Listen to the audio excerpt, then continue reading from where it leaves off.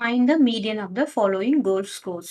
So இதுக்கு நம்ம median கண்டுபிடிக்க சொல்றாங்க. மீடியனோட ஃபர்ஸ்ட் ஸ்டெப், மீடியன் கண்டுபிடிக்கிறதுக்கு ஃபர்ஸ்ட் ஸ்டெப் என்ன அப்படின்னு பார்த்தோம்னா, you have to arrange in ascending or descending order. சரியா? அசெண்டிங் ஆர்டர்ல நம்ம அரேஞ்ச் பண்ணணும். ஸோ இதுல பார்த்தோம்னா 65 இஸ் த ஃபர்ஸ்ட் நம்பரா இருக்கலாம். ஸோ 65 நான் முதல்ல போடுறேன். அப்புறமா 6ல என்ன இருக்குன்னு பார்த்தீங்கன்னா 68 இருக்கு. ஸோ 68 அடுத்த நம்பர் இருக்கும். அப்புறமா 7 70ல பார்த்தீங்கன்னா 77ல பார்த்தீங்கன்னா 70 இருக்கு. அப்புறம் 73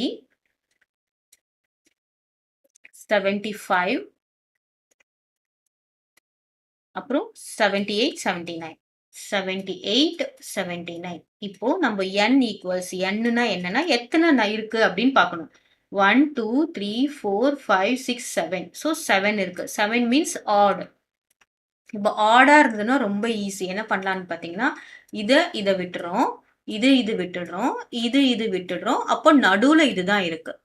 ஸோ த மீடியன் இஸ் 73. கிளியரா? இது இல்லாம நம்ம ஃபார்முலா வச்சு போடணும் அப்படின்னு பார்த்தீங்கன்னா, n இஸ் ஆட் அப்படின்னு பார்த்தீங்கன்னா, மீடியனுக்கு ஆடுனா என்ன ஃபார்முலா அப்படின்னு பார்த்தோம்னா, n plus 1/2 term, 2th term பார்த்தீங்களா? டேர்ம்ன்றது முக்கியம். சரியா? இங்க nன்றது என்னது? 7. 7 பிளஸ் 1/2 டேர்ம்.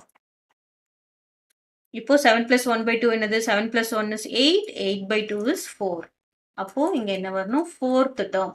4th டேர்ம் தான் நமக்கு என்னது? மீடியன். இதுல 4th டேர்ம் என்ன பாருங்க?